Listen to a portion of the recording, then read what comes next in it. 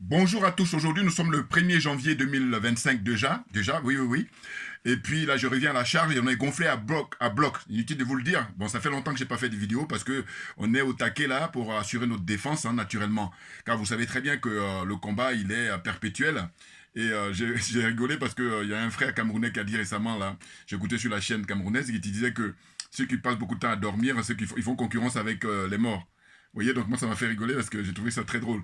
Et donc là, je vais faire ma vidéo là pour vous souhaiter la bonne année et bonne santé. Et puis mon slogan, enfin en tout cas mon, comment dire, mes vœux pour 2025, c'est un peu d'argent et surtout beaucoup beaucoup de santé. Voilà ce que je dis. Mais avant de commencer comme d'habitude, je vais vous montrer l'intro et puis après je vais faire mon commentaire. Hein, très très intéressant. Allez, c'est parti. Mes chers compatriotes, chers frères, chères sœurs, nous pouvons être fiers de notre armée, dont la modernisation est désormais effective. C'est dans ce cadre que nous avons décidé du retrait concerté et organisé des forces françaises en Côte d'Ivoire. Ainsi, le camp du 43e BIMA, le bataillon d'infanterie de marine de Port-Boué, sera rétrocédé aux forces armées de Côte d'Ivoire dès ce mois de janvier 2025. Pour marquer cette nouvelle étape de la vie de notre armée, j'ai décidé de baptiser ce camp du nom du général Ouattara Thomas Dakin, militaire au parcours exceptionnel et tout premier chef d'état-major de l'armée ivoirienne. Voilà. Donc on va s'arrêter là. On va s'arrêter là. Excusez-moi, voilà. Bon. Donc bonjour à tous, hein. Je suis de retour, ça faisait maintenant plusieurs semaines. Je vous dis très franchement, c'était très très tendu, c'est toujours tendu d'ailleurs. Mais là, pour la bonne année, je fais un peu la parenthèse et puis je pense que d'ici la mi-janvier, voilà, le combat il sera très avancé. Et puis maintenant, je pourrai reprendre le cours normal au niveau de faire des vidéos beaucoup plus fréquemment. C'est ça qui est certain. Doubian, c'est mon surnom sur le net. Je suis accessoirement, mais accessoirement seulement, spécialiste de la France. En revanche, je suis un panafricain authentique, un panafricain très convaincant. Hein, c'est pas les panafricains de pacotille, là. Hein, parce que je fais noter, j'ai même discuté tout à l'heure avec un frère qui vit au Mali, qui est à la retraite, donc big up à lui. Hein, et ben, j'ai dit, il y a beaucoup de confusion aujourd'hui, à l'époque où nous vivons. C'est-à-dire qu'il y en a qui revendiquent d'être des panafricains, alors qu'il y a beaucoup qui ne le sont pas. Alors, démonstration. Il y a des frères que j'observe dans les différents pays, qui sont au Mali, qui sont en Guinée, qui sont en Côte d'Ivoire, qui sont au Sénégal, qui sont au Gabon, tout ce que vous voulez, hein, au Burkina Faso. Là. Et je dis, il y a des frères qui sont des patriotes, qui sont des nationalistes, mais c'est pas pour autant que vous êtes panafricains. Non. Parce qu'en réalité, quand j'ai échangé avec un des frères là, maliens, je me suis dit, mais lui, c'est un vrai nationaliste, c'est un vrai patriote. C'est-à-dire qu'à ce niveau-là, je lui donne tous les points. Voilà. En revanche, sur la question d'être panafricain, ça c'est discutable. Mais clairement, je ne vais pas le nommer parce qu'il m'a dit dorénavant, n'est pas dit son nom, mais il va se reconnaître s'il regarde ma vidéo. Voilà. Donc pour moi, ce frère-là, hein, qui me paraît vraiment très pertinent dans ses analyses, ses trucs au niveau de la géostratégie, c'est très très bon. Mais par contre, hein, je mets en doute le panafricanisme. Je crois qu'il est, lui, selon moi, comme beaucoup d'autres, il est patriote et il est nationaliste, ce qui est son droit et puis très respectable. En revanche, quand on dit qu'on est panafricain, moi, il y a des approches. Je dis non, non, non. Ou alors, si on fait, comme je dis toujours, c'est la vie qui veut ça. Hein. Qu'est-ce que vous voulez que je vous dise? Regardez quand il y a les compétitions. Pourquoi Carl Lewis ou pourquoi Ben Johnson ou qui encore, le Jamaïcain, là, pourquoi ils sont premiers? Mais parce que la nature fait que dans la compétition, il va y avoir des gens premiers jusqu'à dernier. C'est la nature. C'est la loi naturelle des choses. Donc voilà, c'est pour ça que je dis que là, en ce qui concerne le panafricanisme, quand beaucoup se disent panafricains, en réalité, quand tu observes dans leurs analyses, dans leurs approches, tu vas voir que non, en réalité, ils le sont, mais à des degrés moindres. Bouillard, on est trop bon, ils ont gonflé à bloc. Attention. Bon. Donc maintenant, pour revenir à M. Alassane Draman Ouattara, puisque c'est de lui dont il s'agit, vous savez très bien que, en FLEC, lui, il est le chef d'orchestre, il est le chef, en fait, tous ceux qui militent pour la servitude volontaire, lui, je lui donne le prix d'honneur. Bien entendu. Hein. Je lui donne le prix d'honneur. Parce que ce monsieur, écoutez, j'ai déjà fait plein de vidéos où j'ai eu l'occasion de parler de lui, comme j'ai parlé d'autres personnes aussi. Mais là, en fait, au départ, pour la vidéo là d'aujourd'hui, pour souhaiter la bonne année à tout le monde, hein, bonne santé, beaucoup de réussite dans vos démarches, notamment, et pour ne pas dire en particulier mes abonnés, hein, ceux qui vraiment me sont fidèles. Bon, en réalité, ce qui se passe, c'est quoi? C'est que M. Alassane Draman Ouattara, je le rappelle encore pour ceux qui ne le savent pas, il sait que là, on arrive à la fin de son règne. Hein, tout naturellement. Mais il est en bras de fer avec la France, parce que la France souhaiterait, comment dire ça, mettre Tidiane Thiam pour le remplacer, et puis pour, ben, écoutez, il est has-been maintenant, hein, ils l'ont pressé comme du citron, comme ils ont pu faire à d'autres occasions pour d'autres personnes. Lui, le moment est venu qu'il dégage. Mais par contre, lui, il ne veut pas. Il ne veut pas pourquoi, mais parce qu'il a fait tellement de mal aux Africains en général et aux Ivoiriens en particulier. C'est la raison pour laquelle ce monsieur, quand je me mets dans sa tête, je dis que lui, il ne peut pas imaginer ne pas être au pouvoir. Il ne peut pas. Avec tout ce qu'il a fait, tout ce qu'il a commis. Voilà. C'est la raison pour laquelle il va tout faire pour se maintenir, même si on coupe toutes les têtes des Ivoiriens. Ce n'est pas son problème. Il n'a pas d'état d'âme à ce niveau-là, puisqu'il en a fait la démonstration. Rappelez-vous toujours le jeune Kofi, voilà, dont on a coupé la tête et on joue au ballon avec ça. Voilà, on va aller, et là, alors que ces gens-là, à un moment donné, il faudrait qu'ils nous expliquent ça. Il faudrait qu'ils soient jugés, tout naturellement. Et tous ceux qui ont travaillé avec lui durant tout son règne. Je dis, avec moi, c'est les moyens qui manquent. Et c'est pour ça qu'on est dans la zone comme je dis, la zone des aliénés, la zone des complexés, la zone des corrompus, et j'ajoute la zone des jaloux et des sorciers. Et là, malheureusement, j'aurais bien voulu qu'on ne soit pas numéro 1. Oh, on est numéro 1, parce que si on n'était pas numéro 1, on ne serait pas dans cet état-là. Hein, tout s'explique, selon moi, évidemment. Donc là, qu'est-ce qu'il dit dans son allocution qu'il prononce chaque année? C'est de dire que voilà, la base militaire française à Port-Boué, qui est une base importante qui a été mise en place grâce à Fauboigny, hein, qui a validé tout ça. Hein, pour ne même pas dire qu'il n'a pas validé, ils l'ont imposé. Voilà. Donc voilà, dire qu'il a validé, c'est lui donner de l'importance, alors qu'en réalité, non. Sinon, le mot colonialisme n'a pas son sens. Sinon, le mot impérialisme n'a pas son sens. Voilà. Ces mots-là ont leur sens parce que ce sont les Français, les Américains, en tout cas les Occidentaux, les adeptes de l'OTAN, ce sont eux qui décident de tout, de A à Z. Et que les autres sont là que juste des figurants. Ils prennent des miettes et ils nous emmerdent. Donc j'ai dit quoi? J'ai dit, bon voilà, le moment est venu, c'est une question de domaine. Moi, il y a des domaines où je ne peux pas faire le malin, je préfère donner les moyens à un frère qui a les capacités. Comme ça, je dis qu'on est tous gagnants. Donc j'ai une approche, ceux qui me suivent depuis toujours savent très bien que franchement, on fait un concours, je dis que le domaine dans lequel on est, il y en a plein qui seront éliminés tout de suite parce qu'ils vont perdre notre temps. On voit bien qu'ils n'ont pas d'argumentation. Ils sont là pour noyer le poisson. Ils sont là pour faire tourner en rond. Alors que moi, ça ne m'intéresse pas. Moi, je fais confiance à l'intelligence humaine. Et puis je refuse d'insulter l'intelligence d'autrui. Or, eux, en face, très souvent, ils insultent notre intelligence. Et c'est la raison pour laquelle je me refuse. Et faire ces vidéos, c'est le minimum. Donc partagez, chers frères et sœurs, mes vidéos, hein, partout. Et faites des pouces, tout ce que vous voulez. Voilà. Hein. Et puis je dis toujours que ça, c'est le minimum, hein, du service que vous puissiez me rendre, hein, en échange de moi, quand je vous donne mon avis et mon sentiment sur l'actualité politique. Bon. Mais écoutez, M. Ouattara parle de fermer la base militaire en Côte d'Ivoire. Oh, il faut savoir quoi? Il faut savoir que, et là je fais confiance aux spécialistes, qui disent qu'en réalité, la France aujourd'hui n'a plus les moyens, hein, de garder ces bases-là. C'est la raison pour laquelle elle a décidé, pour une fois, de faire preuve de pragmatisme. Mais soyons vigilants, restons vigilants. Pourquoi? Parce que moi, récemment, j'ai écouté un monsieur qui est un futur candidat, hein, dans les années qui viennent, Awa Domelo, pour ne pas le citer. Awa Domelo, en fait, c'est ni plus ni moins que le représentant du BRICS en Afrique. C'est aussi un conseiller du président Laurent Gbagbo. Bon, c'est vous dire si on a du potentiel.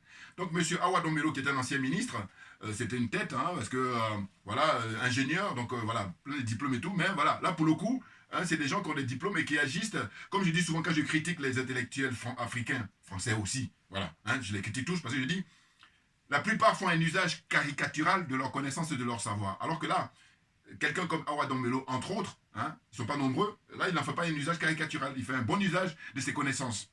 Donc lui, il a été interviewé récemment à la chaîne ivoirienne et en face de Ali Diarasouba et on lui a posé la question. Bon, il est un petit peu embarrassé naturellement, on comprend. Pourquoi? Parce que la succession du président Gbagbo est ouverte. C'est la loi naturelle, voilà, hein, succession des générations. Bon, donc ce qui se passe, c'est qu'il est embarrassé. Pourquoi? Parce qu'il y a des gens qui le soutiennent et qui aimeraient bien que lui, eh ben, si jamais le président Gbagbo est empêché, mais qu'il soit le candidat du PPACI, par exemple. Alors il dit non, il n'en est pas de tout ça, mais toujours est-il que, voilà, quand on fait de la politique, si on est sérieux, eh ben, évidemment qu'on a vocation à occuper les hautes fonctions. Il n'y a rien de mal, voilà. Bon, là, ce qu'il a dit qui m'a intéressé, concernant justement la fermeture des bases militaires, il a dit, mais écoutez, la question de fermer les bases militaires, ce n'est pas le propos. Ce qui va nous intéresser, c'est la signature des accords, c'est-à-dire les accords là. Parce que quand M. Ouattara lui parle de fermeture de base, mais il faudrait qu'il nous montre, est-ce qu'il osera montrer, comment dire ça, les accords, hein, les nouveaux accords qui vont être signés à la suite de ces fermetures-là. Ah, ça nous intéresse. Donc que ce soit en Côte d'Ivoire, que ce soit au Sénégal, que ce soit au Tchad, ben, il faudrait qu'il nous montre. Ah ben oui, oh, il n'en est rien, ils vont cacher ça, c'est tabou. Et c'est la raison pour laquelle, comme moi je dis, ma religion, c'est la vérité et la justice. Donc ainsi, je dis, voilà, si ça dépendait que de moi, parce que c'est une question de moyens. Si c'était moi qui avais les moyens, c'est ce que je dis, bon voilà, ce qu'on va faire, c'est au fond, attendez, parce que j'aimerais bien, excusez-moi, hein, voilà, ça, il s'agit, voilà, pour mettre en évidence, voilà. Donc je dis que ce qu'il faudrait, excusez-moi, ce qu'il faudrait, c'est tous ceux qui sont partisans de la servitude volontaire, c'est-à-dire les adeptes de l'OTAN, là, eux, on va prendre leurs experts et on va les mettre en enquête sur les 3 pays. Pour moi, les pays référents, c'est le Mali, hein, le Burkina et le Niger, donc les pays de l'AES. Bon, on va leur mettre là pour dire que le temps qu'ils sont au pouvoir, hein, la durée de leur mandat, là, en tout cas depuis qu'ils sont au pouvoir, hein, depuis qu'ils ont pris le pouvoir jusqu'à maintenant, qu'est-ce que ça donne au niveau du bilan? Voilà.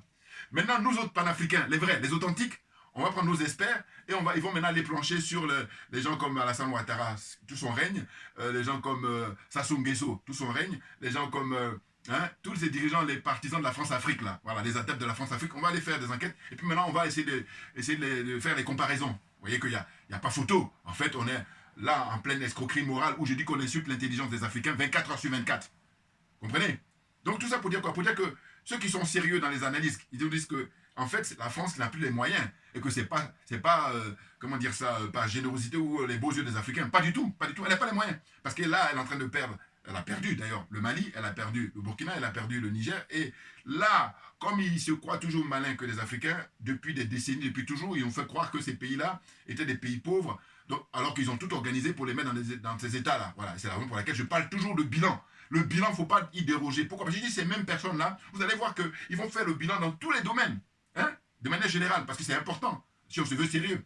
Mais il y a un domaine où ils ne font pas, c'est les relations entre la France et les pays qu'elle détient là. Voilà. Donc on fait le bilan. Où est-ce qu'on en est comparativement aux autres pays du monde? Vous voyez? Quand on sait que le franc CFA est utilisé par 15 pays, y compris les Comores, hein, eh bien en Afrique, il y a 54 pays, nous dit-on. Bon, s'il y a 54 pays que vous faites, 54 moins 14, hein, les Comores si on veut inclure, mais si on enlève les Comores, ça fait 14. Eh bien il reste 40 pays, si mes calculs sont bons. Hein? 40 pays, mais 40 pays qui, eux, ont chacun leur monnaie. Et comment ça vit? Est-ce que vous allez me dire que ces 40 pays-là, ils sont plus malheureux que la zone franc CFA? Ni, c'est le contraire. En réalité, le pays qui est, comment dire ça, économiquement le plus mis en avant, la Côte d'Ivoire là en l'occurrence, eh ben, la dette est monstrueuse. Les spécialistes là encore le démontrent. Et puis, comment vivent les gens? C'est-à-dire que moi, je vous dis toujours que j'écoute M. Ouattara hier, là, j'ai fait l'effort d'écouter parce qu'habituellement, je n'aime pas écouter. Ça me fatigue parce que les gens qui passent leur temps à mentir, son intervention a duré 24 minutes. Donc, c'est 24 minutes de mensonges permanents. C'est en permanence. Voilà. Donc, c'est fatigant.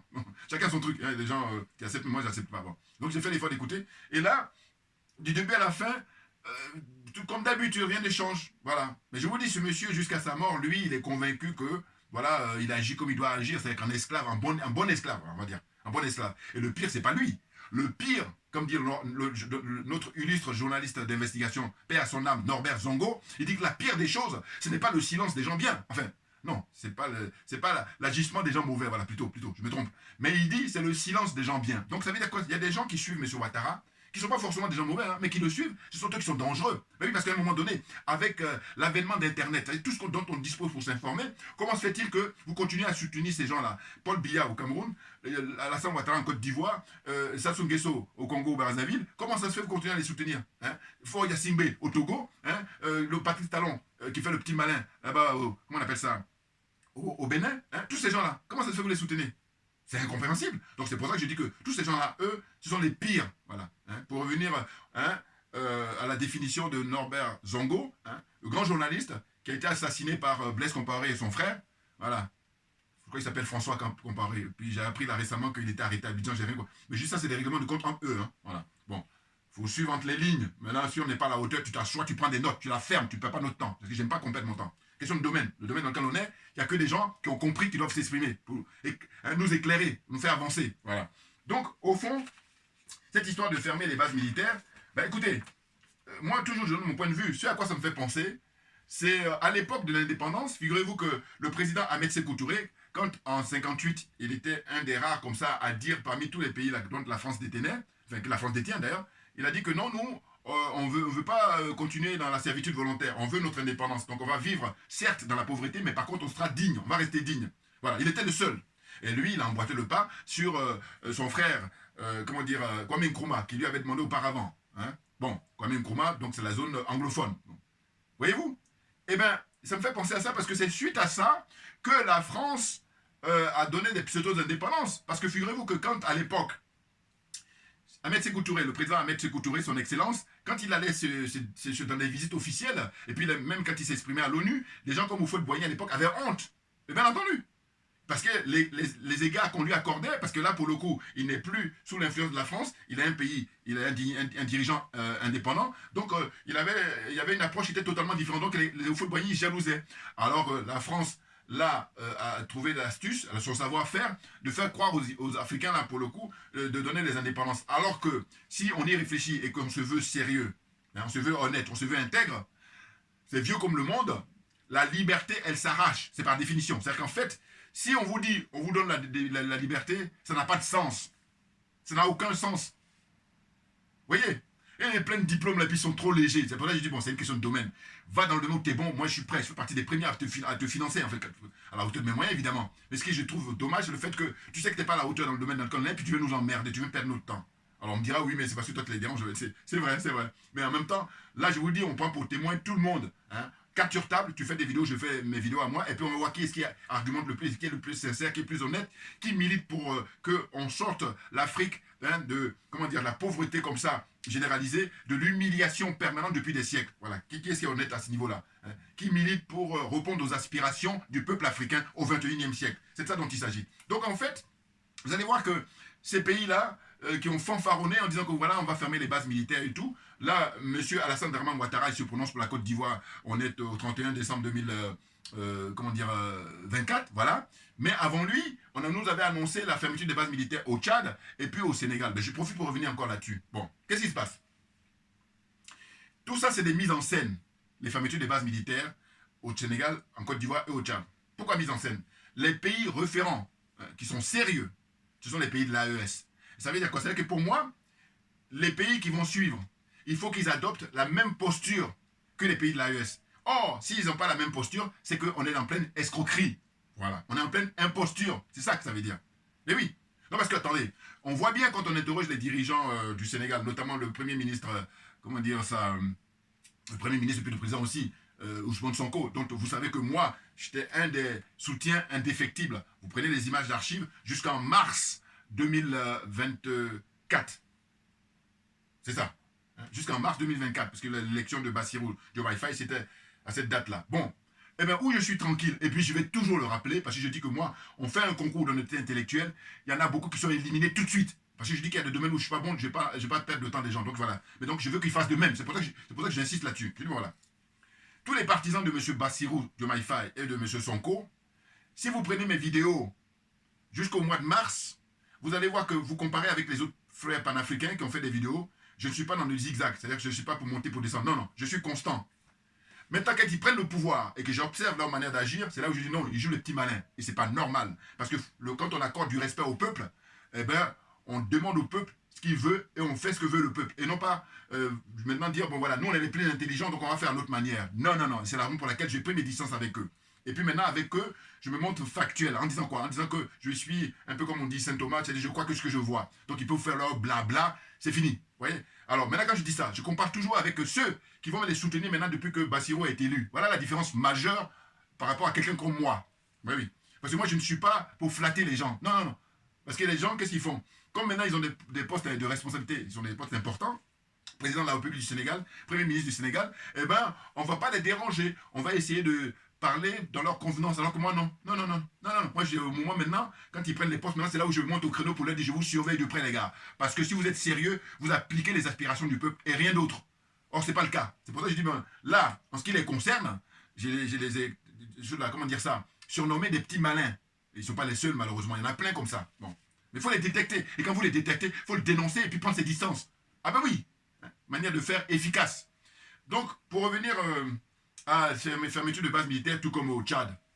D'ailleurs, au Tchad, il a organisé des élections. Il paraît qu'il y a beaucoup de boycotts et tout. Bon, le Tchad, lui, bon, je vous dis, moi, ceux qui ne font pas comme les pays de l'AES, je ne les considère pas du tout. Le gars du Tchad, qui est le fils à papa, maintenant, il s'est mis maréchal.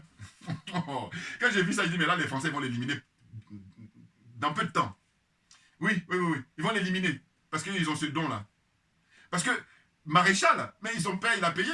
Alors son père, il a payé pour le fait qu'il a décidé de, comment dire, faut pas cracher dans la soupe. Hein. Et puis à un moment donné, voilà, il voulait montrer qu'il est émancipé et tout. Il a dit non, non, c'est nous qui t'avons mis là, on t'a formé à l'école des, comment on appelle ça ici, l'école d'aviation, voilà, dans le nord de la France. Et maintenant, on t'a mis là pour faire notre boulot. Donc tu la fermes, tu l'exécutes, tu es un esclave. Point barre. Et là, comme lui, il a commencé maintenant à essayer de, d'une certaine façon, ouvrir les yeux et tout, ils ont dit, bon, là, ils l'ont liquidé. Et là, son fils, là, qui vient, il fait le petit malin, alors que tout le monde a les images en tête où monsieur Macron est allé là-bas à N'Djamena pour l'introniser. Donc, à partir de là, j'ai dit, mais c'est quand même fou, ces gens-là. Hein. Comme si les images datent d'il y a un siècle pour dire, on a oublié. Mais non. Oh, ce qui se passe, c'est qu'il y a beaucoup de gens, justement, qui ne font pas d'efforts et qui sont là, trop légers qu'ils sont et qui nous embêtent. Et là, j'ai dit, non, non, j'ai pas le temps. Hein. J'ai pas le temps. Voilà. T'es pas à la hauteur, tu t'assois, tu prends des notes. Tout ce que tu as à faire. Donc, pour revenir sur Mahamat Débile, là, eh bien, il s'est mis maréchal. Voilà. Bon, alors, je me dis quoi? Je me dis, voilà. Ils sont dans une certaine concurrence, là, je vois bien. C'est-à-dire qu'en fait, il y a l'autre qui est en Guinée, là, Doumbouya. Alors, Doumbouya, lui, c'est la caricature. Hein. Quand vous regardez les films qu'ils font sur les dictateurs africains, qui sont en tenue militaire, et lui, c'est la caricature pure. Il en fait, lui, il est en plein dedans, hein, parce que très vite, il s'est mis général. Et puis, donc, voilà, je dis qu'avec Débile, ils sont en concurrence. Voilà. Et puis en même temps, évidemment, que quand il s'est mis maréchal, il va toucher beaucoup plus que s'il est simple général. Simple général. En fait, en général, si c'est voilà, les 5 étoiles ou voilà. Bon. Vous voyez? Mais c'est dingue. Alors que je vous dis très franchement, bon, mes frères du Mali, eux, c'est un peu différent. Parce que quand tu regardes leur parcours, voilà, hein, ils ont des faits d'armes remarquables par rapport au fait que ça fait maintenant plus de 15 ans qu'ils se connaissent. Hein, qu'ils ont été pour défendre l'honneur du pays, l'honneur du Mali, voilà, du peuple malien. Donc voilà, eux, ils ont décidé voilà, de prendre les grades de généraux. Donc personnellement, j'aime pas trop, je peux vous dire pourquoi. Parce que je dis que à partir du moment où vous occupez des fonctions, notamment en tant que président, mais président, très souvent, on voit dans les constitutions que c'est le chef suprême de l'armée. Donc tu es chef suprême de l'armée, qu'est-ce que tu as besoin encore de mettre des épaulettes? Alors, bon, donc quand j'ai réfléchi, je dis non, c'est simplement ça leur permet de pouvoir toucher des indemnités. Hein, voilà, parce que évidemment, quand tu es colonel, c'est pas la même chose que. J'imagine. Parce que moi, si tu te mets des épaulettes et puis tu touches rien, ah là j'ai rien à dire. Mais si c'est pour que quand tu touchais, je sais pas moi, 2 euros, même tu passes à 4 euros ou à 10 euros, voilà, je dis mais non, ça explique ça. Et d'une certaine façon c'est ça, bon voilà. Mais cela dit, je garde quand même une petite indulgence avec eux. Et mon chouchou, moi, c'est le capitaine Ibrahim Traoré. Je vais vous dire pourquoi. Et je le répète encore. Parce que quand je vois que ce monsieur, quand il arrive au pouvoir, il dit voilà, lui, il va garder ses indemnités en tant que capitaine. Voilà, moi, je sais que j'allais faire pareil. Pourquoi? Parce qu'on est venu pour servir le peuple. On n'est pas venu pour se servir. Voilà la différence majeure. C'est pour ça que je dis souvent allez-y faire autre chose. Mais bien entendu, parce que le domaine dans lequel on est là pour servir le peuple, rien que le peuple. Oh là, les escrocs, les voyous, les gangsters, là, eh bien, ils viennent et puis ils le font à l'envers. Hein, les Alassane Draman Ouattara, là. C'est-à-dire que c'est des gens qui prennent le pouvoir, tout comme Sassou Nguesso là-bas au Congo-Brazzaville. Eux, ils se considèrent comme Dieu. Et du peuple, et du coup, le peuple, il le martyrise. Il méprise le peuple. Vous voyez? Et après, ils jouent les larbins auprès des Français ici, des Occidentaux en général, des Français en particulier. Hein? Tout comme Fort Yassingbe là. Il était là, Fort Yassingbe. J'ai vu les images quand ils ont fait là, la cérémonie de, comment on appelle ça, Notre-Dame là, voilà, Notre-Dame de Paris, quand ils ont rouvert là. Il était là, comme invité. Voilà. Et quand je vois ça, je dis, mais voilà. En fait, il est obligé de venir ici pour faire, comment on appelle ça, un salam alek, pour faire allégeance pour leur dire, voilà, vous savez, je suis avec vous. Et lui aussi, pareil, avant même les Sénégalais, avant les dirigeants sénégalais, je le considère comme lui et son ministre des Affaires étrangères, je dis, c'est des petits malins, eux. Voilà. Et là aussi, pareil, c'est par manque de moyens. Sinon, je dis, vous, on vous arrête, vous allez juger par rapport à tout ce que vous faites comme mal au peuple togolais. Voilà. Parce que là encore, je rappelle, si on se veut panafricain, les vrais, on commence d'abord par respecter son peuple. Ça, c'est vraiment le strict minimum. Ah ben oui. Tu ne peux pas dire que tu es panafricain si tu martyrises, tu es dirigeant camerounais, tu martyrises les Camerounais. Tu ne peux pas dire que tu es camerounais, en fait, tu es, comment dire, panafricain, si tu martyrises le peuple togolais, alors que tu as la responsabilité de pouvoir le servir. Vous comprenez? Ainsi de suite. Et voilà, hein? Tu ne peux pas dire que tu es panafricain si tu es au Tchad, tu fais tuer pas mal de tes concitoyens. Vous voyez? Donc voilà. Donc le minimum, c'est de respecter ton peuple et de répondre aux aspirations de ton peuple. Alors, une fois que tu as fait ça, tu as déjà 10. Voilà. Puis après, maintenant, tu vas prendre du bonus avec tous les actes que tu vas poser par la suite. Voilà, les choses sont claires. Et je rappelle encore à nouveau, toujours mon point de vue, je dis, bon voilà. Quand vous prenez, on dit dans le monde, il y a les démocraties. Bon, on va rester en Afrique. C'est déjà compliqué comme ça. En Afrique, je dis, pour moi, il y a deux choses. Puisqu'on sait qu'il y a l'alternance, la démocratie qui marche dans certains pays en Afrique, ils ne sont pas nombreux, mais il y en a. Hein. Botswana, l'île Maurice, qu'est-ce qu'il y a, Cap-Vert, hein, voilà, il y a quelques pays comme ça où il y a l'alternance, ça se passe bien, hein, même au Ghana, pour vous dire, bon. Mais, si vous ne voulez pas adopter là-bas ces pays-là, ben faites comme le colonel Kadhafi. Parce que le guide libyen, les Occidentaux l'ont éliminé parce que, au départ, quand il se contentait de faire plaisir à son peuple, de faire du bien à son peuple, il dit bon, on t'observe.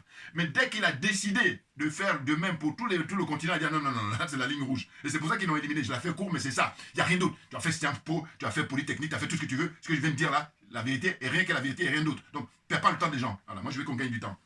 Donc, pour revenir à l'histoire de, comment dire ça, les familles, les bases militaires, je dis c'est ce à quoi ça me fait penser. Ça me fait penser à l'époque des indépendances. C'est-à-dire que vous avez vu, le président à l'époque, Ahmed Sékou Touré, c'était le seul qui a arraché son indépendance. Et les autres, la France les a fait suivre. Elle a ouvert son agenda. Et puis elle a dit, bon, voilà, à partir du 1er janvier 1960, à partir de février, ainsi de suite, jusqu'à décembre 1960, voilà.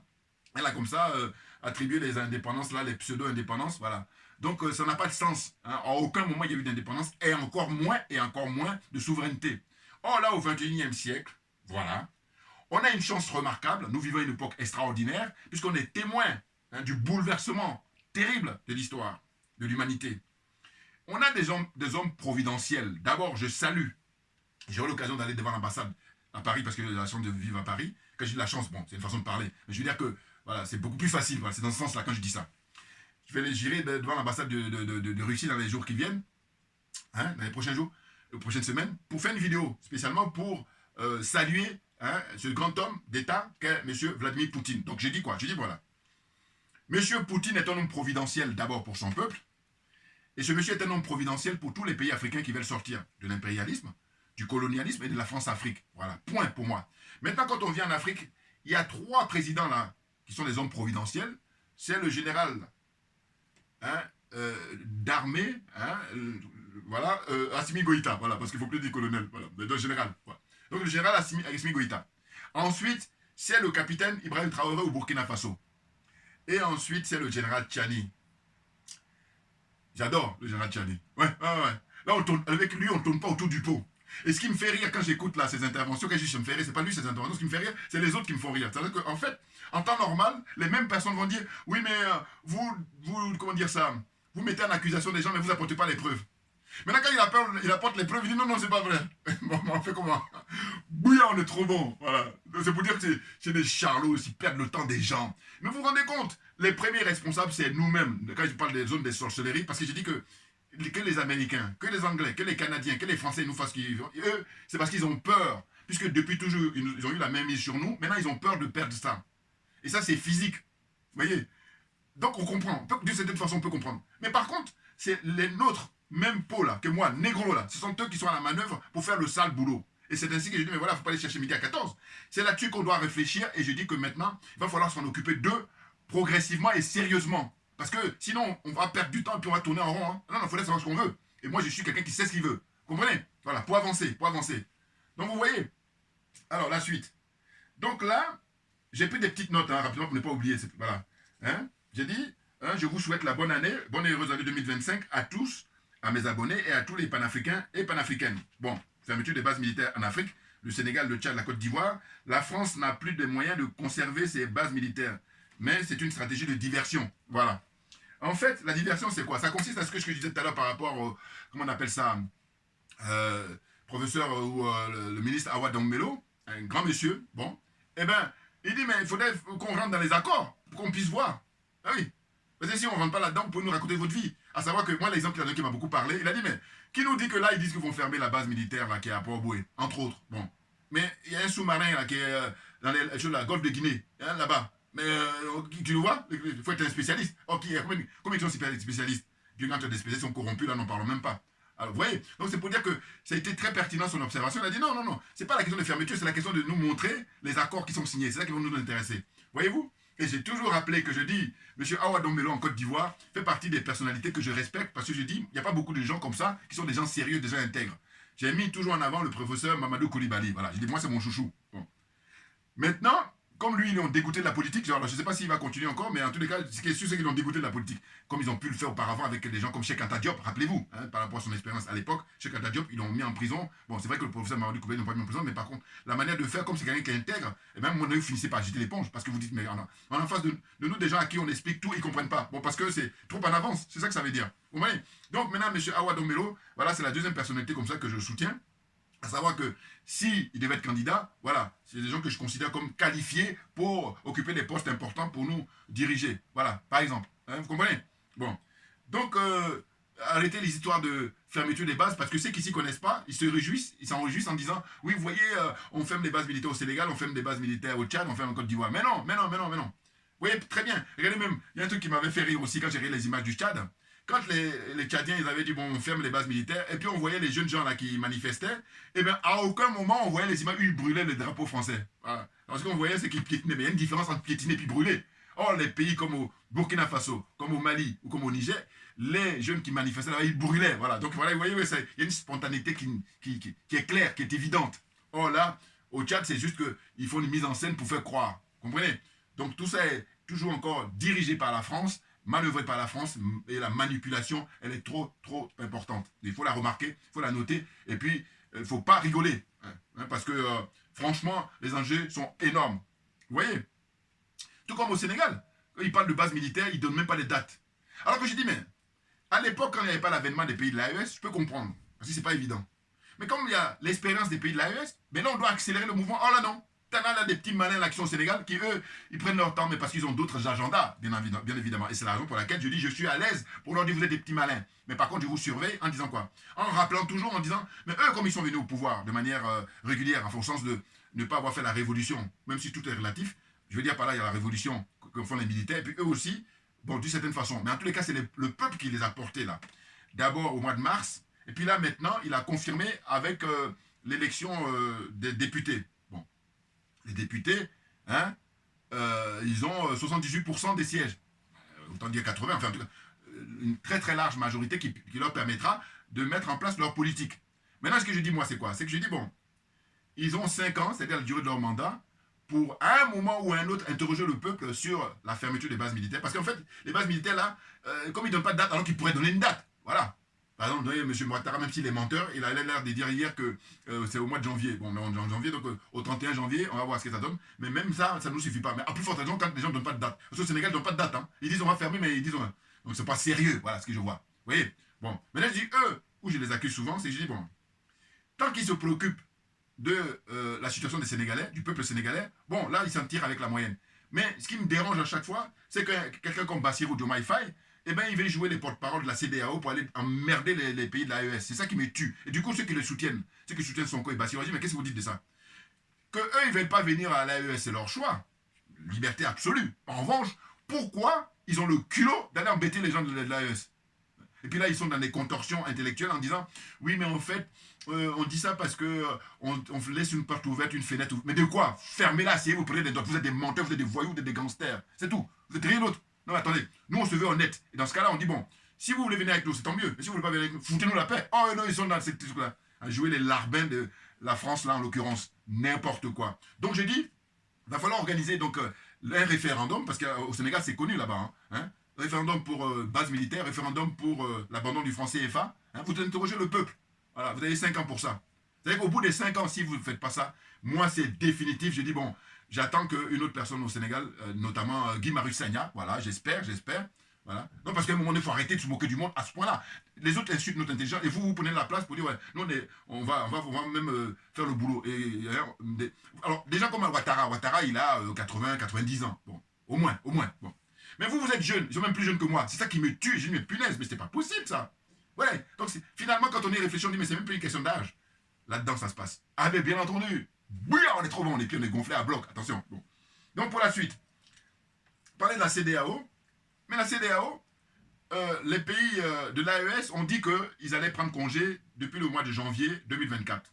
Et il dit avec effet immédiat. Et quand on leur dit, on dit non, il faut rire. Parce que si tu ne ris pas, tu te flingues. Voilà. Parce qu'ils font n'importe quoi. C'est-à-dire qu'eux, ils sont dans une situation où, quand on dit souvent, la charité bien ordonnée commence par soi-même. Eux, c'est pas ça. Hein.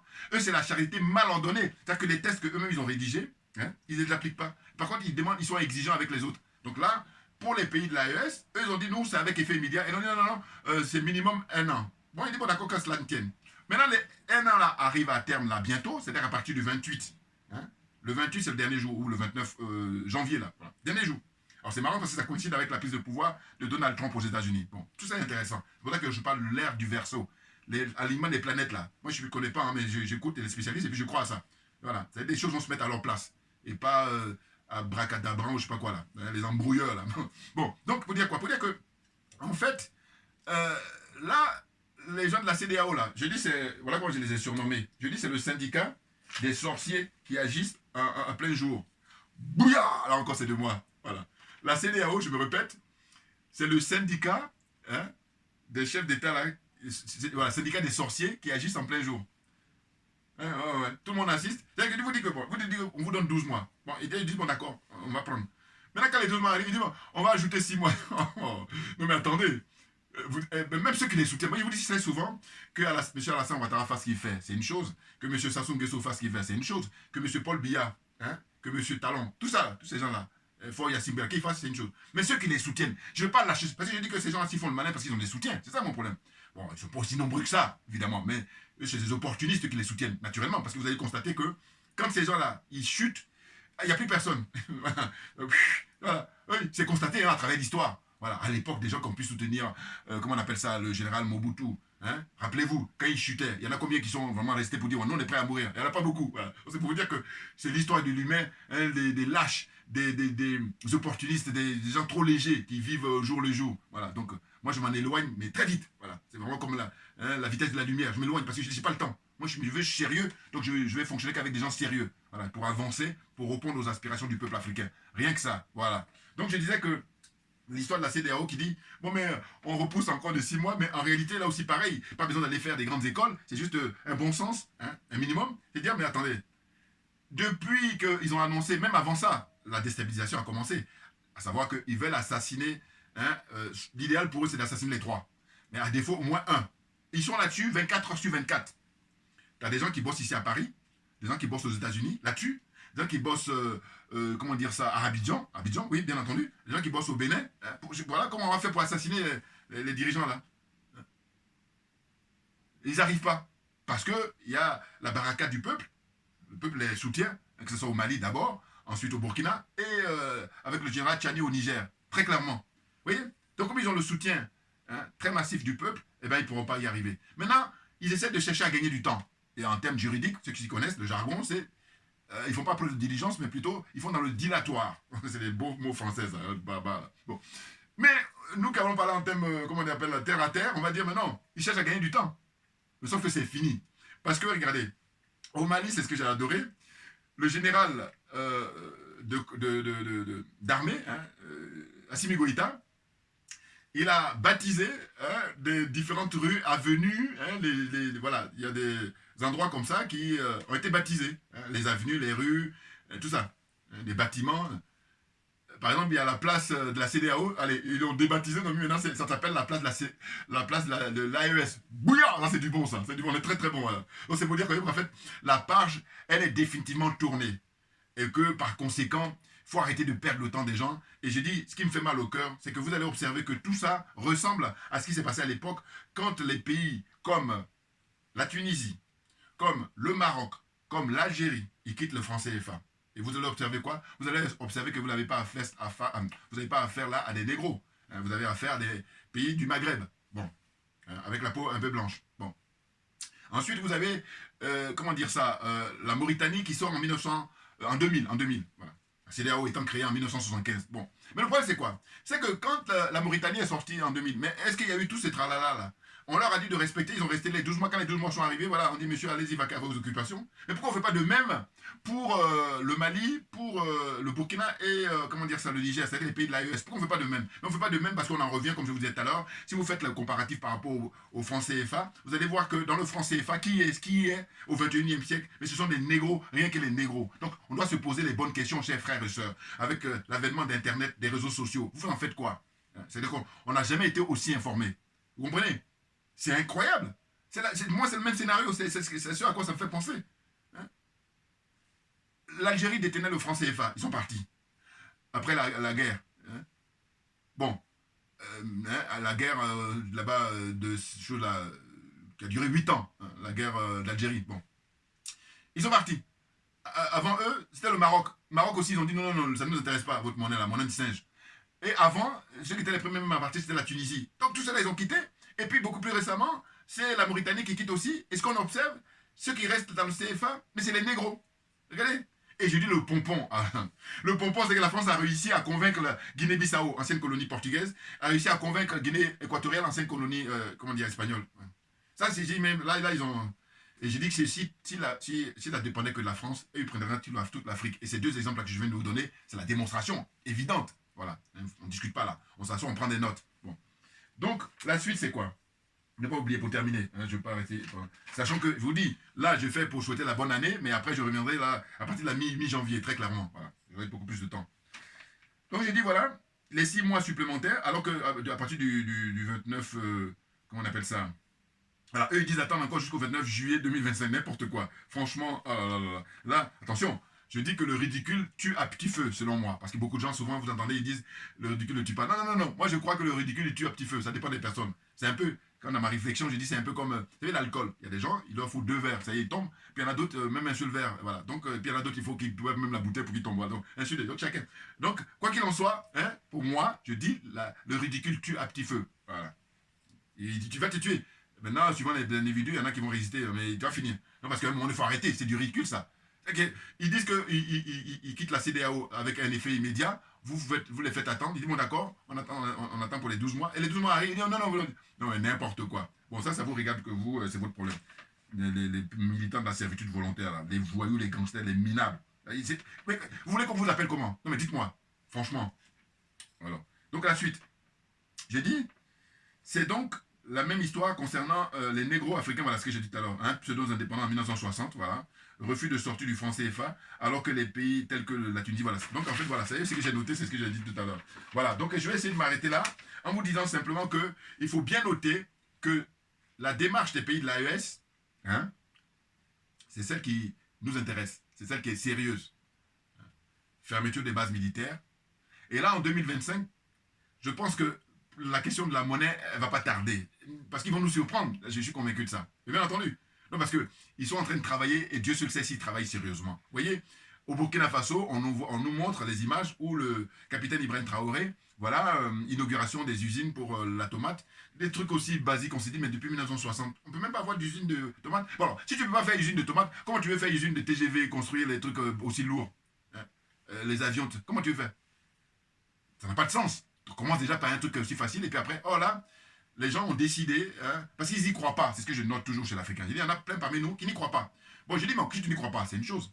Mais nous qui y croyons, hein, on croit pour s'en sortir, il faut nous foutre la paix. Et il faut nous foutre la paix définitivement, et puis très rapidement, surtout. Voilà. C'est pour ça que quand je vous dis que je prends mes distances, parce que je dis, mais je peux me perdre mon temps avec des gens qui font le malin alors qu'ils n'ont rien compris. Ou alors, ils jouent un petit jeu, les plus malins. Non, ça ne m'intéresse pas. J'ai pas le temps. Voilà. Donc, ensuite, je vais dire que, au fond, là, les bases militaires, que ce soit au Tchad, que ce soit, comment dire ça, au Sénégal, et que ce soit, comment dire, en Côte d'Ivoire, il faut montrer, hein, faire la preuve de transparence, un peu comme fait le général Tchani. Hein, montrez-nous hein, les accords que vous signez là, suite à ces fermetures-là. Voilà, vous montrez, faites une émission spéciale, vous montrez à tous les téléspectateurs africains. Voilà, vous ne même pas dire du monde entier. Là, on pourrait avoir un brin, je dis bien un brin de confiance. Hein. Ça sera le minimum. Autrement, tout le reste, comme dit un frère camerounais aussi que j'ai bien aimé, il dit, ben, tout ça est déclaratif. Donc tu dis ce que tu veux. Alors que, non, on va voir pour qu'on y croit. Si on n'y voit pas, non, raconte ta vie, c'est ton problème. Donc on n'a pas le temps. Vous voyez? Donc la France, elle est dans un repli stratégique, mais comme elle sait très bien que son oxygène, ce sont les pays africains, ben, je n'exagère rien du tout. Ah oui.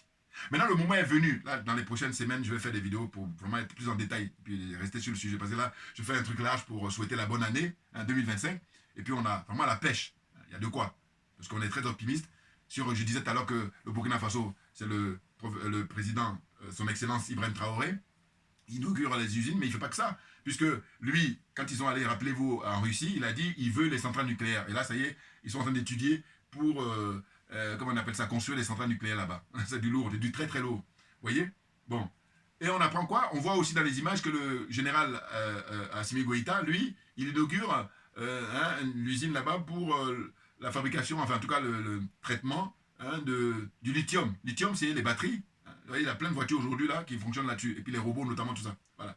Donc là, c'est du très très lourd. Et au lieu de les laisser travailler, eh bien, les militants de la servitude volontaire, ils sont là 24 sur 24 pour chercher à les éliminer parce qu'ils veulent que nous restons esclaves jusqu'à la fin de nos jours. Alors qu'il est hors des questions, c'est terminé tout ça. Voyez-vous? Parce que je dis, bon, regarde, il y a des pays là où ils ne sont pas menacés, ils foutent rien. Ils sont là, ils vivent bon, je vais être vulgaire, non, je vais arrêter. Mais je veux dire qu'ils vivent au jour le jour. Voilà. Eux, personne ne les embête. Hein. Mais les autres qui disent, bon d'accord, vous avez la manette de procéder, comme je dis, ils sont arrêtés au XXe siècle, mais ceux qui décident de vivre pour répondre aux aspirations du peuple africain au XXIe siècle, on les embête.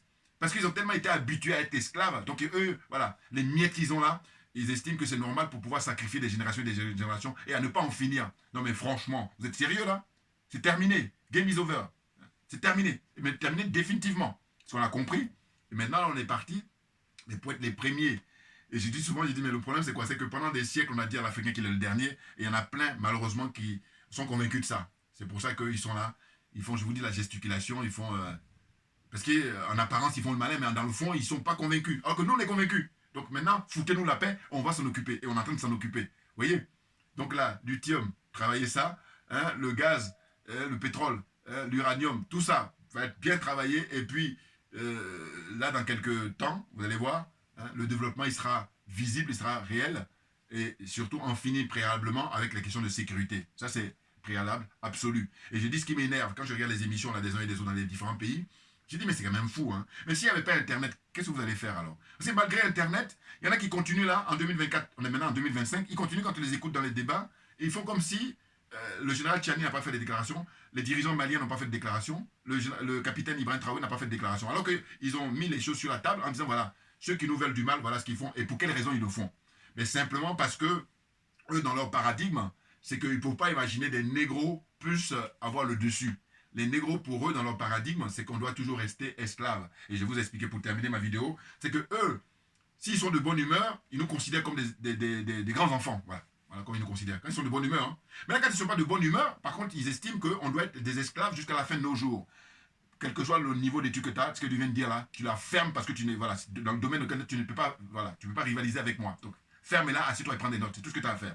Pour terminer, voilà, ceux qui sont courageux, hein, parce que j'ai quelques bouquins là, il y en a deux, hein, pour vous assurer. Là, c'est un bouquin qui a été écrit par Thomas Deltom, voilà, c'est des spécialistes. Et en fait, il faut s'en procurer parce que comme j'ai commencé l'intro avec Alassane Ouattara, c'est la Côte d'Ivoire, hein, pilier de la France-Afrique. Là, voilà, il est en couverture, donc le titre c'est l'Afrique d'abord. Voilà. Donc il y a François Mitterrand qui est un vieux de la vieille pour la mise en place de la France-Afrique à l'époque. Voilà, il était avec Houphouët-Boigny. Nous autres, on n'était pas encore nés, regardez. Hein, voilà. Ça doit être dans les rues d'Abidjan. Là. M. Mitterrand était venu en visite, à l'époque, il devait être ministre de l'Intérieur ou je ne sais plus. Vous voyez? Voilà. Donc là, il faut s'en procurer ceux qui sont courageux. Hein. Alors, dans le bouquin, il explique voilà, le parcours de Mitterrand qui concerne les relations entre la France et l'Afrique. Voilà, c'est un des artisans. Donc, ce même monsieur Thomas Deltombe, là, il a participé à ça aussi. C'est un gros pavé, là. C'est Histoire de l'Afrique, Histoire de la France-Afrique. Voilà, l'Empire qui ne veut pas mourir. Ils étaient plusieurs à écrire ce bouquin-là. Donc, il y avait Thomas Borel, Hamza Boukari, le frère panafricain, et puis Benoît Colomba et Thomas Deltombe. Voilà, c'est ça. Donc, vous voyez, bon, ça, c'est un pavé. Donc, ceux qui sont courageux, hein, parce que je vous dis toujours, le blabla, c'est bien, mais lire, hein, c'est mieux. Voilà, c'est ça. Merci beaucoup à vous tous. Bonne année, bonne santé. Hein, je vous dis, pour 2025, un peu d'argent et surtout beaucoup, beaucoup de santé. À très bientôt. On lâche rien, mais naturellement, parce que c'est nous qui avons raison. C'est tout.